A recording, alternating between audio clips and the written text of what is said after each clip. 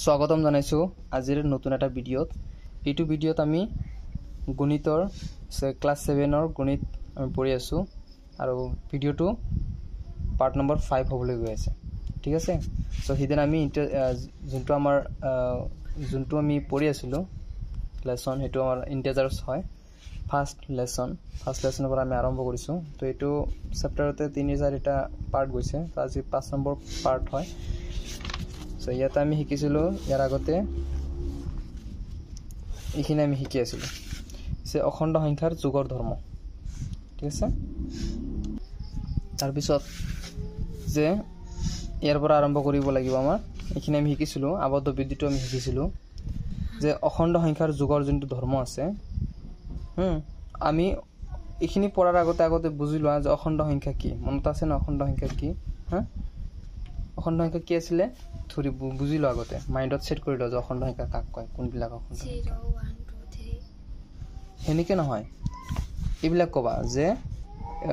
Positive সংখ্যা 1 2 3 4 5 যিমান আছে পজিটিভ সংখ্যা,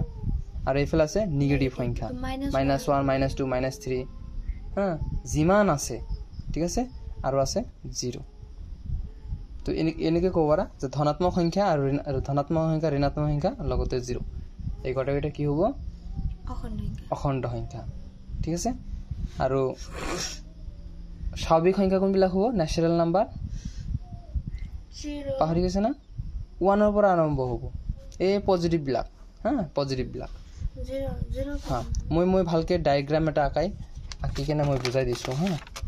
সংখ্যাৰ আকাৰত মই ভালকে বুজাই দিছো। ঠিক আছে, ইয়াতে সাপোজ আমি কি কৰিলো, ইটো আমি এটা সংখ্যাৰ ৰেখা আঁকিলো। ঠিক আছে, ইয়াতে মাজত কি আছে? শূন্য। সো 1 2 3 4 এনেকা আছে। 1 2 3 4, আৰু এইফালে আছে 1 2 3। এইফালে মানে এইটো চিনৰ অৰ্থ হ'ল না, এইটো চিনৰ অৰ্থ এই যে এৰ' চিন আছে যে, এইটো চিনৰ অৰ্থ হ'ল যে এইফালে গৈয়ে থাকিব। আকৌ এইফালে যদি দিওঁ এইফালে গৈয়ে থাকিব, অসীম। তাৰ মানে আমি এইবিলাক শিকিম ক'ত শিকিম জানা? আমাৰ যোনটো আছে এইটো নহয়, তোমাৰ জ্যামিতিৰ এই যেটো চোৱা কিমান আছে, জ্যামিতি পুৰা শিকি যাবা, হৈছে না? এইবিলাকত আমি আৰু ভালকে শিকো, সৰল কোণ, সূক্ষ্ম কোণ। এইটো যে চেপ্টাৰ ভাল চেপ্টাৰ, ৰেখা আৰু কোণ। এইটো চেপ্টাৰত যদি শিকা তেতিয়া এইবিলাক আৰু ভালকে শিকিব পাৰিবা। এইটো কিতাপত ইমান ভাল ভাল ইনগ্ৰেডিয়েন্টছ আছে, কন্টেন্ট আছে, পঢ়িলে তুমি গণিতৰ যোনটো মেইন ভেটি হয় সেইখিনি শিকি যাবা। ঠিক আছে, তুমি অকল কি কৰিব লাগিব? মনোযোগ দি পঢ়িব লাগিব। ঠিক আছে, সো আমি শিকি আছো এইটো। সো তোমাক আগতে বুজাই দি আছো আৰু একবাৰ মই বুজাই দিছো যে সংখ্যাৰ ৰেখা আঁকিলো। এইটো তোমাৰ -1 -2 -3 -4 এনেকৈ গৈ থাকিব। এইটোৰ অৰ্থই হ'ল যে অসীম সংখ্যক পৃথিৱীৰ সেই পাৰে যাব, যাই কিনে ঘূৰি ঘূৰি আকৌ যিমান যাব পাৰে, এইটোৰ অৰ্থ বুজিছা? মানে গৈয়ে থাকিব, এইটোৰ অৰ্থ গৈয়ে থাকিব। সো মানে এইফালে 1 2 3 4 5 6 7 গৈ আছে, এইফালে -1 -2 এইফালে গৈ আছে, আৰু 0। এই গোটেইকেইটা নাম্বাৰ কি হ'ব? আমাৰ ইন্টিজাৰ নাম্বাৰ হ'ব। ঠিক আছে, আকৌ এই যে এইকেইটা নাম্বাৰ আছে না, 1 2 3 4, ইয়াৰ পৰা অকল পজিটিভ কেইটা। ঠিক আছে, এই পজিটিভ কেইটা সংখ্যাবিলাক কি হ'ব? ন্যাচারাল নাম্বাৰ হ'ব। ন্যাচাৰাল নাম্বাৰ মানে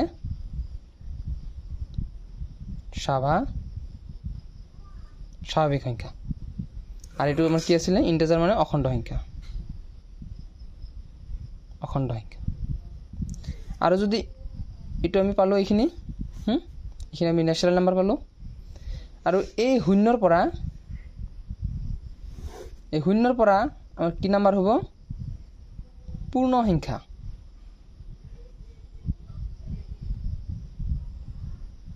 সংখ্যা। মানে ইংৰাজীত ক'লে হোল নাম্বাৰ বুলি ক'বা। ঠিক আছে,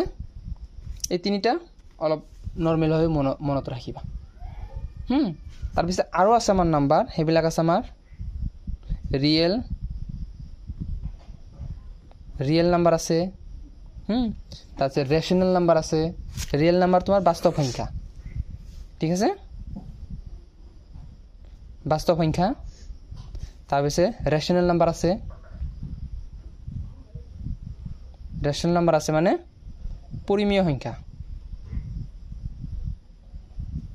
তাৰপিছত ইৰেচনেল নাম্বাৰ আছে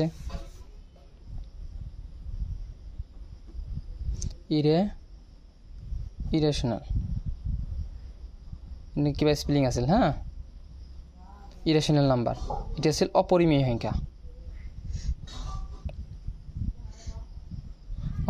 সংখ্যা ঠিক আছে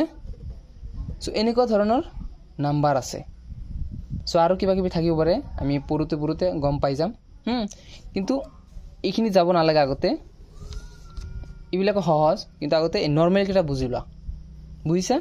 একৰ পৰা যোনবিলাক আৰম্ভ হ'ব নেচনেল নাম্বাৰ শূন্যৰ পৰা যোনবিলাক আৰম্ভ হ'ব হোল নাম্বাৰ আৰু গটেই কেইটা কি বুলি কিব ইন্টিজাৰ নাম্বাৰ ঠিক আছে আমি সেই ইন্টিজাৰ নাম্বাৰৰ বিষয়ে আমি আলোচনা কৰি আছো ঠিক আছে আৰু এইটোৰ ধৰ্ম এই নাম্বাৰটো যুগৰ হিচাপে কেনেকুৱা কাম কৰে পাইছা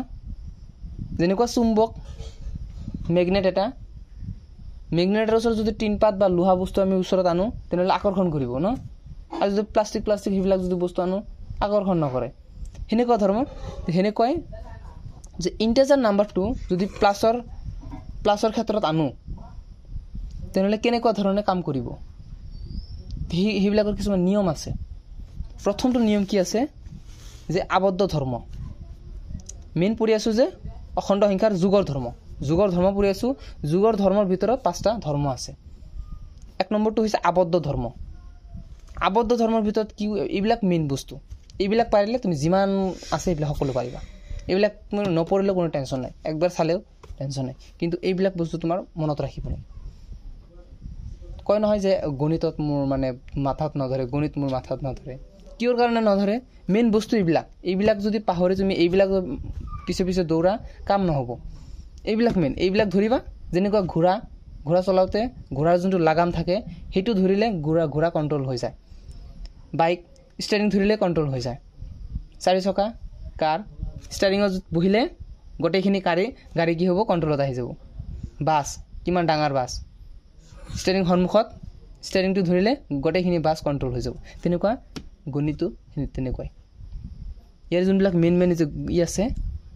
ধৰ্ম আছে এইবিলাক ধৰ্মৰ হাতত আনিবা বুজি ল'বা গোটেই গণিত তোমাৰ হাতত থাকিব মুখস্থ কৰাৰ দৰকাৰ নাই এটা অংক একবাৰ চাবা হৈ গ'ল তোমাৰ বুজিছা না এটা আবদ্ধ ধৰ্মটো বুজি লোৱা আবদ্ধ ধৰ্ম কি আছে যে ক্লোজাৰ প্ৰপাৰ্টি মনত ৰাখিবা হা আবদ্ধ ধৰ্ম আৰু বেছি গোটেইখিনিৰ ভিতৰত এই একেই শব্দ ইউজ কৰিব যুগৰ পুৰণৰ ক্ষেত্ৰতো আবদ্ধ ধৰ্ম এনেকুৱা আছে বুজিছা কিন্তু হেতু নাম কি হ'ব পুৰণৰ আবদ্ধ এনেকৈ আছে এনেকৈ নাম দিব যি আছে আমিটো বুজি লওঁ কি কৈছে যে যিকোনো দুটা অখণ্ড সংখ্যাৰ যোগফলটো এটা অখণ্ড সংখ্যা তুমি যেনেকুৱাই ধৰণৰ তুমি অখণ্ড সংখ্যা লোৱা বুজিছা যিকোনো দুটা অখণ্ড সংখ্যা লৈছা যদি তুমি যোগ কৰা তুমি যোগফল কি পাবা অখণ্ড সংখ্যাই পাবা নিয়ম বনাই দিছে এইটো হ'ব তুমি মনত ৰাখিবা আমি যেতিয়াই দুটা অখণ্ড সংখ্যা যোগ কৰিম আমি এটা অখণ্ড সংখ্যাই পাম জোৰ নহয় যিকোনো দুটা অখণ্ড সংখ্যা যোগ কৰিছা বা যিমানে অখণ্ড সংখ্যা যোগ কৰা বুজিছা তুমি কি পাবা লাষ্টত অখণ্ড সংখ্যাই পাবা বুজিছা অখণ্ড সংখ্যা মানে আমি যে পঢ়িছো বেজোৰাও নহয় সেইবিলাকতো যুগ্ম আৰু অযুগ্ম সংখ্যা তোমাৰ যোনবিলাক নাম্বাৰক 2 দি হৰণ কৰিব সেইবিলাক যুগ্ম সংখ্যা যোনবিলাক সংখ্যাক আমি 2 দি হৰণ কৰিব নোৱাৰি সেইবিলাক অযুগ্ম সংখ্যা পাইছা হেতু আকৌ ইংৰাজীত কি ক'ব ইভেন নাম্বাৰ হ'ব যুগ্ম ঠিক আছে আৰু অড নাম্বাৰ হ'ব অযুগ্ম থাকিব মনত হেতু বেলেগ আমি পঢ়ি আছোঁ অখণ্ড সংখ্যা দুটা অখণ্ড সংখ্যা যোগ কৰিলে অখণ্ড সংখ্যাই পাবা তুমি এটা অখণ্ড সংখ্যা পাইছা না এইফালে আছে 1 2 3 4 5 6 আছে এইফালে -1 -2 -3 এটা দুটা অখণ্ড সংখ্যা কোৱাচোন যিকোনো দুটা 1 + 2 কি পাইছা 3 3 টো আছে নেতে সাপোজ 9 + 13 কিমান হ'ব 22 22 ইয়াতে আছে না এইফালে থাকিব না 4 5 6 7 8 9 10 11 12 লাস্ট 22 আছে না here এইফালে সাপোজ -2 + -6 এইকেইটা যোগ কৰিবা কিমান হ'ব -8 হ'ব সো -8 এইফালে আছে না যিমানে অখণ্ড সংখ্যা তুমি যোগ কৰা তুমি লাষ্টত কি পাবা এই অখণ্ড সংখ্যাই পাবা সুন্দৰ নিয়ম সহজ একেবাৰে থাকিব মনত একেবাৰে আৰ এইটো নিয়মৰ অর্থ এর নাম কি আবদ্ধ বিধি ক্লোজার প্রপার্টি আবদ্ধ ধর্ম এসা বিধি আর ধর্ম একই সো আবদ্ধ ধর্ম থাকিব মনত আবদ্ধ ধর্মত কি আছে যিকোনো দুটা অখণ্ড সংখ্যা যোগ কৰিলে অখণ্ড সংখ্যাই পাওয়া যাব এইখিনি বস্তু আৰু কষ্ট নেকি হ্যাঁ কষ্ট তো নহয় নরমাল বস্তু ঠিক আছে গুড ভেরি গুড তার পিছে কি কৈছে এ আৰু বি যিকোনো দুটা অখণ্ড সংখ্যা হলে a + b ও এটা অখণ্ড সংখ্যা হেতু কথা কৈছে যিখিনি পঢ়িলো আমি হেতু a + b মানে এতে তো নাম্বার দিয়া নাই যে একেলগ তো কৰিব নোৱাৰি সেই কাৰণে এনেকৈ ৰাখিছে চাইছে না এনেকৈ ৰাখিছে তো এই ধৰ্মটো অখণ্ড সংখ্যাৰ যুগৰ আবদ্ধ বিধি আবদ্ধ ধৰ্ম এই যেটো মই এটা যোনটো এটা ৰুল কলে নিয়ম যোনটো কলে এই নিয়মটোৰ নাম কি হ'ব ধৰ্মটোৰ নাম কি হ'ব ধৰ্ম মানে হিয়তাৰ নিয়ম বুঝছা যে অখণ্ড সংখ্যাৰ যুগৰ আবদ্ধ বিধি মই হেতু ক'ব খুজিছিলো অখণ্ড সংখ্যাৰ যুগৰ আবদ্ধ বিধি আকৌ আহিব অখণ্ড সংখ্যাৰ পূৰণৰ আবদ্ধ বিধি বুঝছা পূৰণৰ ক্ষেত্ৰত বেলেগ হৰণৰ ক্ষেত্ৰত বেলেগ এটো আমি যুগৰ ক্ষেত্ৰত পঢ়ি আছো এটো ফুল নাম কি হয় অখণ্ড সংখ্যাৰ যুগৰ আবদ্ধ ধৰ্ম হয়ছে আর এই আবদ্ধ ধর্মত কি হয় যে দুটা সংখ্যা দুটা অখণ্ড সংখ্যা যদি আমি যোগ কৰো তেনেহলে আন এটা অখণ্ড সংখ্যা পাওয়া যায় ঠিক আছে গুড সো ইয়াতে কেইটামান ই দিছে আৰু কি কৈছে যে অখণ্ড সংখ্যাবোৰ যোগ প্ৰক্ৰিয়া সাপেক্ষে আবদ্ধ ধৰ্ম মানি চলে আৰু এইটো কথা গটেইখিনি ধৰ্মতে থাকিব এই অখণ্ড সংখ্যাবোৰে যুগ সাপেক্ষে আবদ্ধ বিধি মানি চলে না নচলে বুঝছা আবদ্ধ বিধিৰ অৰ্থই হল যদি কয় পূৰণৰ অখণ্ড সংখ্যাৰ পূৰণৰ আবদ্ধ বিধি আবদ্ধ ধৰ্ম বুঝছা তেতিয়া কি হ'ব যে দুটা অখণ্ড সংখ্যা পূৰণ কৰিলে পূৰণফল অখণ্ড সংখ্যাই হ'ব বুঝছা তেতিয়া ক'ব যে 2 * 5 কিমান হৈছে 10 হৈছে দুটা অখণ্ড সংখ্যা পূৰণ কৰিছো আকৌ এটা অখণ্ড সংখ্যাই পাইছো এটো কি হ'ব পূৰণৰ অখণ্ড সংখ্যাৰ পূৰণৰ আবদ্ধ বিধি এটাই কিন্তু এটা যুগৰ আছে যুগৰটো যেনেকে পূৰণটো এনেকে আকৌ যে ক'ব হৰণ অখণ্ড সংখ্যাৰ হৰণৰ আবদ্ধ বিধিৰ অৰ্থ হল দুটা একেলগ কৰা হেতু কৰা পূৰণ হলে পূৰণ কৰা যোগ হলে যোগ কৰা বিয়োগ হলে বিয়োগ কৰা বুঝছা এনেকুৱা যেনেকুৱা 25 হৰণ 5 কিমান পালা 5 পালা এটো এটা অখণ্ড সংখ্যা এটো ক'বৰা যে অখণ্ড সংখ্যাৰ হৰণৰ আবদ্ধ বিধি বুঝছা কিন্তু আবদ্ধ বিধি এটাই এইখিনিয়ে কাম বুঝছা সো ইয়াতে কৈছে এইটো মেইন কথা হা ইয়াতে এইখিনি কথা বহুত ইম্পৰ্টেন্ট যে অখণ্ড সংখ্যাবোৰ যোগ প্ৰক্ৰিয়া সাপেক্ষে আবদ্ধ বিধি মানি চলে যদি মানে বাহিৰ হয় পূৰণৰ ক্ষেত্ৰত দুটা অখণ্ড সংখ্যা পূৰণ কৰিছা এটা অখণ্ড সংখ্যা পাইছা ইয়াতে ক'ব পাৰা যে অখণ্ড সংখ্যা পূৰণৰ এৰিয়া লগ মিলাই ক'লে যে অখণ্ড সংখ্যাবোৰ যোগ প্ৰক্ৰিয়া আছে না এটো পূৰণৰ পূৰণ প্ৰক্ৰিয়া সাপেক্ষে আবদ্ধ বিধি মানি চলে কিয় মানি চলে কাৰণ দুটা অখণ্ড সংখ্যা পূৰণ কৰিছো পূৰণ ফল পাইছো হেতু এটা যোনটো পূৰণ ফল পাইছো হেতু কি অখণ্ড সংখ্যা তাৰ মানে ইও মানি চলে এটো ধৰ্ম যুগৰ ক্ষেত্ৰতো মানি চলে অখণ্ড সংখ্যাই আবদ্ধ বিধি মানি চলে পূৰণৰ ক্ষেত্ৰতো অখণ্ড সংখ্যাই আবদ্ধ বিধি মানি চলে হৰণৰ ক্ষেত্ৰতো মানি চলে বুজিছা হৰণৰ ক্ষেত্ৰত মানি চলিব না নচলে ইয়াতে চলিছে ইয়াতেতো নচলিব 13 যদি 2 দি হৰণ কৰা কি পাবা 7.5 এটো তো অখণ্ড সংখ্যা নহয় চলিছে মানি চলা নাই এটা হৰণৰ ক্ষেত্ৰত তুমি কবা তেতিয়া হে হৰণৰ ক্ষেত্ৰত তেতিয়া তুমি কবা যে অখণ্ড সংখ্যাই হৰণৰ ক্ষেত্ৰত আবদ্ধ বিধি মানি নচলে হৈছে অলপ টেঢ়া মই ইমান সহজে নামানো যে কেতিয়াবা ইয়াতে মানিছো কাৰণ ইয়াতে মানিম মই ইমান সহজ নামানো মই হৈছে ধৰিব লাগিব এটা পূৰণ তুমি যিয়ে পূৰণ কৰা হৈছে তুমি যাৰ লগত যায় যিয়ে পূৰণ কৰা তুমি কি অখণ্ড সংখ্যা পাবা পইণ্টত নোপোৱা হয় না হৰণ তাৰ পিছত হৰণ যোগটো পাবা বিয়োগটো হে পাবা হয় না কিন্তু হৰণৰ ক্ষেত্ৰত নোপোৱা তেতিয়া এতিয়া ক'ব পাৰা সেইকাৰণে এতিয়া ক'ব পাৰা যে অখণ্ড সংখ্যাবোৰে যোগ প্ৰক্ৰিয়া সাপেক্ষে আবদ্ধ বিধি মানি চলে বুজিছা না আবদ্ধ বিধি মানি চলে সহজ কথা এইখিনি মনত ৰাখিবা পঢ়িবা নোৱাৰিলে মোক আকৌ সুধিবা ঠিক আছে তাৰ পিছত এইবিলাক দি দিছে 6 + 7 13 হৈছে 13 এটা অখণ্ড সংখ্যা -9 + -3 কি হৈছে -12 হৈছে এটা এটা অখণ্ড সংখ্যা -19 প্লাস প্লাস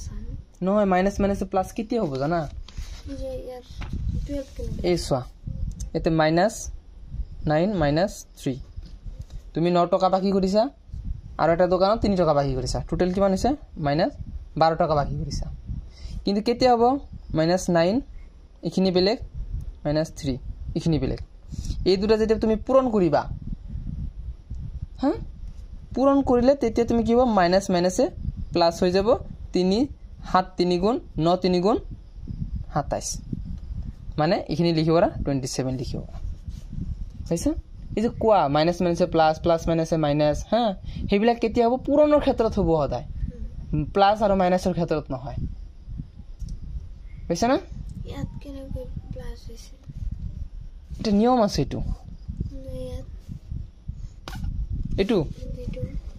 এটু না কোনটো প্লাস 9 আর 3 এটু এটু এটু তো পূরণ হৈ থাকা নাই মই এইটো তো লিখিছো যে 9 - 3 এটু পূরণ হৈ থাকা নাই এই যে পূরণ এই যে হেছে না এই বস্তুটো যেতিয়া তুমি বেলেগ কৰিবা এই যেনেকে -9 এটু বেলেগ এটা -3 এটা যদি পূৰণ কৰিবা তেতিয়া তুমি বেলেগ পাবা মাইনাস মাইনাসে প্লাস প্লাস হ'ব আৰু 9 3 গুণ 27 এটু পূরণ হৈ থাকা নাই অখণ্ড সংখ্যা তো এইবিলাক অখণ্ড সংখ্যা হয়ই এইবিলাকতে চিনৰ কথা আহিছে এতিয়া মাইনাস আৰু প্লাস এনেকে বুজি লবা তুমি বাকি কৰিছা ইমান সহজ একেবাৰে মাইনাস থাকিলে তুমি বাকি কৰিছা বেলেগে তোমাৰ ওচৰত পায় তাৰ মানে ঠিক আছে ৰহিমে পায় তোমাৰ ওচৰত 9 টকা আৰু কৰিমে পায় তোমাৰ ওচৰত 3 টকা টোটাল কিমান টকা হল মানুহে তোমাৰ ওচৰত পায় 12 টকা যোনবিলাক পইচা এতিয়া বেলেগে পায় হেবিলাকৰ ওচৰত আগত মাইনাস মানে বেলেগক দিব লাগিব পইচা না তো এটুৱে থাকিব মনত মাইনাস থাকিলে ভাবি যে বেলেগে পায় এতিয়া তুমি কাৰোবাৰ পৰা ধাৰ লৈছা या বাকি কৰিছা তোমাৰ কথা কিন্তু বেলেগে পায় হ্যাঁ দিব লাগিব বেলেগক হেবিলাক মাইনাস ধৰি লবা তেতিয়া বেছি সহজ হ'ব আৰু নরমালি বুজিবা মই যেতিয়া মই 5 6 ত আছিলো 7 8 ত আছিলো হ্যাঁ তেতিয়া এটো কনফিউজন আছিল মাইনাস প্লাস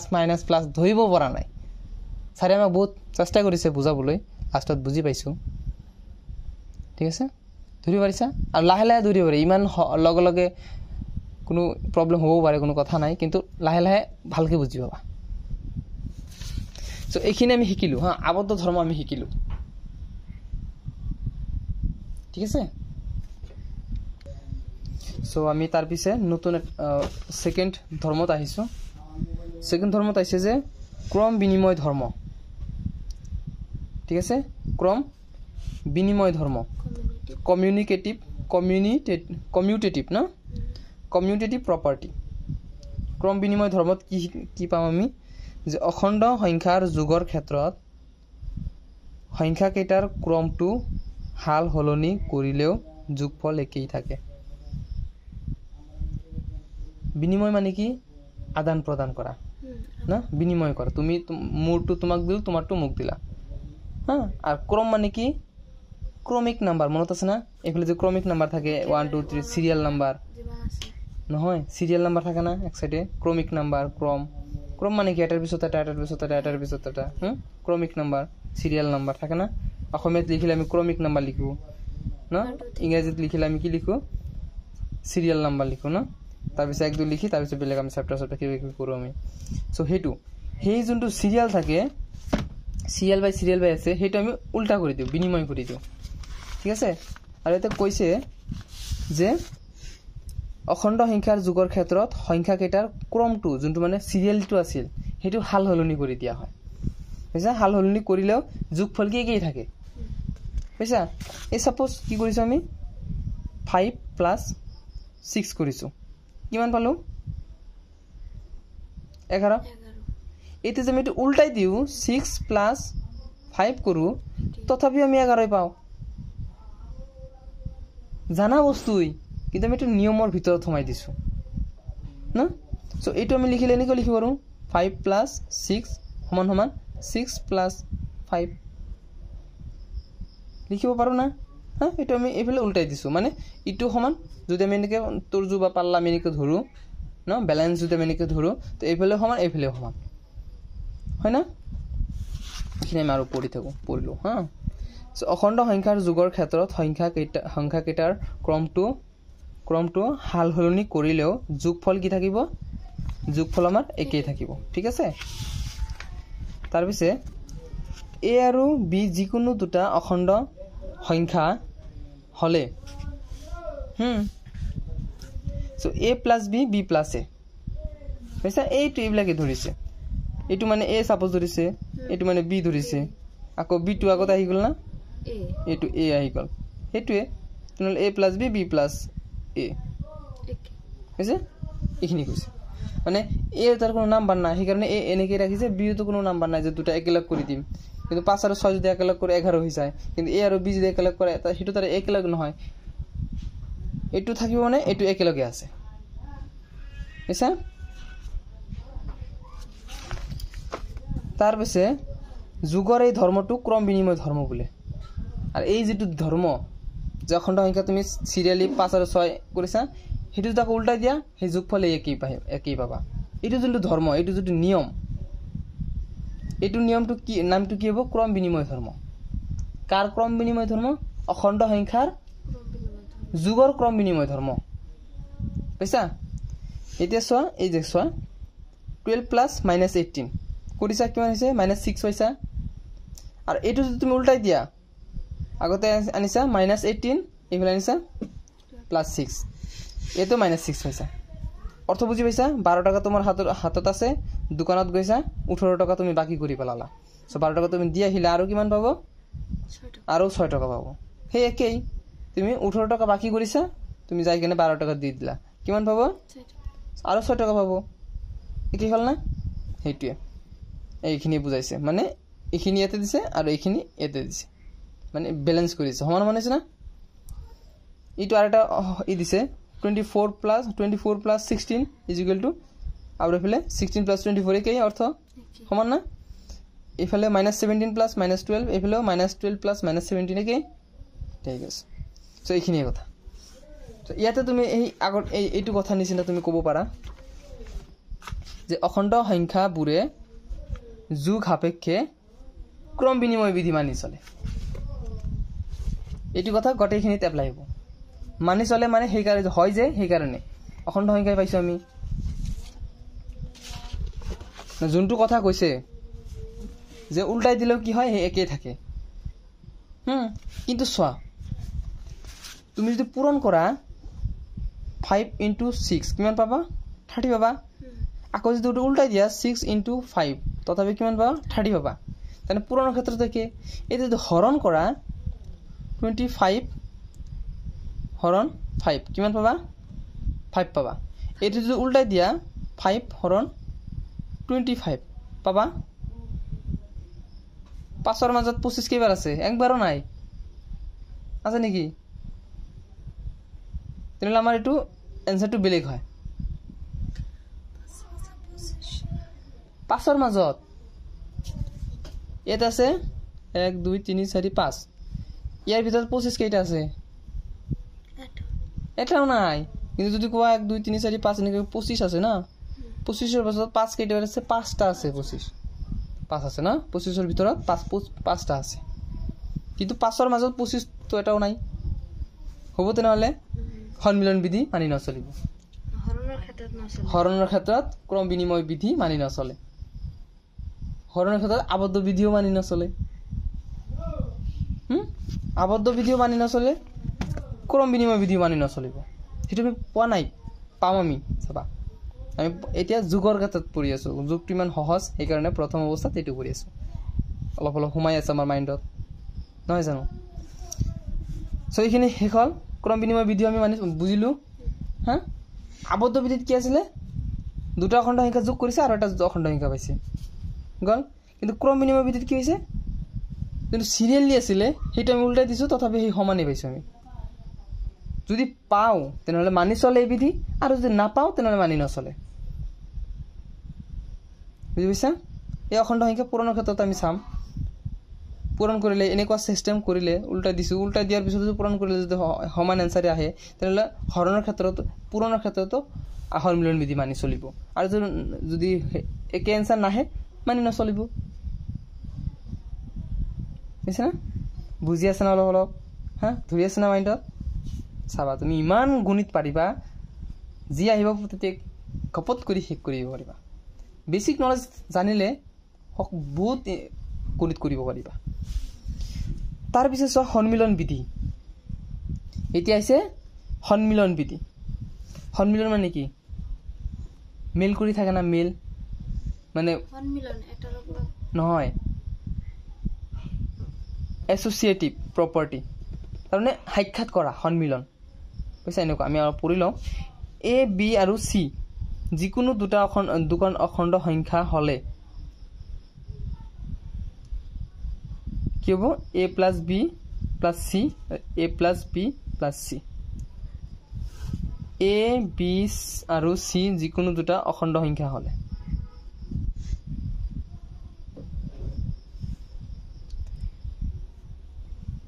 সো ইয়াতে সোয়া a b c যিকোনো দুটা অখণ্ড সংখ্যা ধৰিছে হা দুটা অখণ্ড সংখ্যা ইয়াতে a b c যিকোনো দুটা অখণ্ড সংখ্যা ধৰিছে ইয়াতে সংখ্যা কিমান আছে তিনিটা আছে হা এৰ যিকোনো দুটা যদি অখণ্ড সংখ্যা হয় কি হ'ব এনেকুৱা ধৰণে হ'ব a plus b এই দুটা অখণ্ড সংখ্যা ধৰিছে প্লাস c কৰিছে এইফালেও কি কৰিব পাৰে a plus b plus c কৰিব পাৰে এইখিনি এটো নৰমাল মনত ৰাখিবা a plus b এইখিনি ইয়াৰ লগত তুমি কি কৰিছা c কৰিছা এইফালে তুমি কি কৰিবা a plus b plus c এনেকৈ কৰিবা বুজা নাই a মানে 1 ধৰিছা সাপোজ b মানে 2 ধৰিছা c মানে 3 ধৰিছা এইখিনি যদি বেলেগ ৰাখা এটো কি হ'ব 1 plus 2 plus 3 এটা যোগ কৰা কি হ'ব 1 plus 2 কি হ'ব 3 3 plus 3 6 হ'ব এফালে 1 plus 2 3 বা 2 plus 3 5 5 plus 1 6 সমান সমান হৈছে না একে এটো হ'ব তোমাৰ সন্মিলন বিধি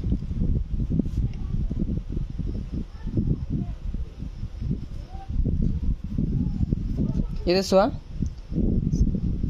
এটা 16 plus minus 12 plus 10 equal to 4 plus 10 equal to 14 বুঝি পাইছা পানে সো 16 plus 12 কিমান টাকা বাকি আছে 12 টাকা বাকি আছে হাতত কিমান আছে 16 টাকা 12 টাকা যদি দিয়ে কিমান থাকিব 4 টকা এই 4 আছে না আৰু তাৰ পিছত এটো কিমান আছিল 10 আছিল না তো এইখিনিৰ কাম এটো হল 4 হল এইখিনি প্লাস মাইনাস কৰি কি হল 4 হল না আৰু এইফালে 10 আছিল এইখিনিৰ লগত এইখিনি 10 যোগ কৰি দিছে টোটাল 14 হৈছে তো 16 plus minus 12 plus 10 is equal to এটা কি কৰিছে এই দুটা যোগ কৰিছে আগতে -12 প্লাস 10 এই দুটা আগতে যোগ কৰিছে আগতে এই দুটা যোগ কৰিছিল না এতিয়া এই দুটা যোগ কৰিছে এটো হল তোমাৰ প্ৰথম বন্ধনী এটো হল দ্বিতীয় বন্ধনী বুঝছা তাৰ পিছত আছে তৃতীয় বন্ধনী এনেকে বুঝছা এটো হল তোমাৰ দ্বিতীয় বন্ধনী এটো হল তোমাৰ প্ৰথম বন্ধনী বুঝছা এবিলাক বন্ধনী আর এই লাস্টের যে আছে না এটা তোমার তৃতীয় বন্ধনী বলি কয় তিনটা বন্ধনী আছে সো এনেকুৱা থাকিলে প্ৰথমতে এইটোৰ কাম আগতে কৰিব লাগে এইটোৰ ভিতৰত যি আছে হেবিলাকৰ কাম আগতে কৰিব লাগে তাৰ পিছত এই যে দ্বিতীয় বন্ধনী আছে যে এই দ্বিতীয় বন্ধনী কাম কৰিব লাগে আগতে এইখিনি কাম শেষ হোৱাৰ পিছত এনেকুৱা আছে সাপোজ যেনেকুৱা আছে 5 + 9 + 2 এটা কি আছে প্লাস আছে -6 ইয়াতে আছে দ্বিতীয় বন্ধনী বুঝছা আছে +7 - 6 এইখিনি আছে এনেকে আছে এটা কেনে কৰিবা আগতে কৰিব লাগিব এইখিনিৰ কাম বাকি একে থাকিব 5 প্লাস হল না এফালে আছে মাইনাস আছে না +7 - 6 মই বুজাৰ কাৰণে এনেকে লিখিছো ঠিক আছে এইখিনিৰ কাম আগতে কৰিব লাগিব বাকি একে থাকিব তো 9 + 2 11 হল না এতিয়া কৰিব লাগিব এই দ্বিতীয় বন্ধনীৰ কাম এইবিলাক আগতে কৰিব নোৱাৰিবা এই দ্বিতীয় বন্ধনীৰ কাম আগতে কৰিব লাগিব এইখিনি কাম কি আছে 5 + 11 5 আৰু 11 কিমান হ'ব 16 হ'ব 16 ৰ পৰা 6 গলে 10 তো এইখিনিত 10 ৰল আৰু এইখিনি +2 আহি গল 7 আৰু এটো মাইনাস আহি গল আচ্ছা এতিয়া এইখিনি কাম কৰিলে হল 10 + 7 17 হল 17 পৰা 16 গলে 11 आंसर হ'ব 11 পাইছা ইমানখিনিৰ কাম এইখিনি সো প্ৰথম দ্বিতীয় তৃতীয় বন্ধনীৰ কথা কলো মই ঠিক আছে এটোবিলাক নালাগে কিন্তু লাগিব অলপ পিছতে লাগিব বস্তুৰ জুনটোৰ লগত মানে ৰিলেচন আহে হেতু মই অলপ বুজাই দিও বুজিছা না সো ইয়াৰ পিছত না সো এইখিনি হল সো প্ৰথমতে আমি কৰিছো এই দুটা যোগ কৰিছো আগতে আর এটো সি আছিল a + b + c হ্যাঁ এখানে আগতে যোগ কৰিছো তুমি 14 পাইছো আকো আগত এটা কি হল এই দুটা যোগ কৰিছো হ্যাঁ -12 + 10 সো বাকি আছিল কিমান 12 টাকা 10 টাকা হাতত আছিল তুমি দি দিলা আৰু কিমান টাকা পাবো আৰু 2 টাকা পাবো না আৰু এইফালে 16 আছে তো এতিয়া 16 ৰ পৰা আকৌ 2 টাকা বাদ দিলে কি হ'ব 14 টাকা মিলছে সো মানে এইখিনিৰ অৰ্থ যি আছে সমান সমান এইখিনিৰ অৰ্থ একেই নে হিৰ সমান কৰি দিছে বুজিছা না বুজি সেইকাৰণে কৈছে যুগৰ এই ধৰ্মটো সন্মিলন বিধি বুলি কয় এই যোনটো নিয়মটো মানি চলিলে বুজিছা তো এইখিনি আমি শিকিলো সো নেক্সট ক্লাছত আমি ইয়াৰ পৰা আৰম্ভ কৰিম পাৰ্ট 6ত আমি ইয়াৰ পৰা আৰম্ভ কৰিম সো আমাৰ দৰ্শকসকলকো ধন্যবাদ জনাইছো ভিডিঅ'ত ইমান সময়লৈকে চোৱাৰ কাৰণে আৰু আশা কৰিছো যে ভিডিঅ'ৰ পৰা কিবা হলেও অলপ হলেও নলেজ গেইন কৰিব পাৰিছে সো আশা কৰিছো নেক্সট ভিডিঅ'ৰ কাৰণে আপোনালোকে চাই থাকিব thank you for watching this video take care bye by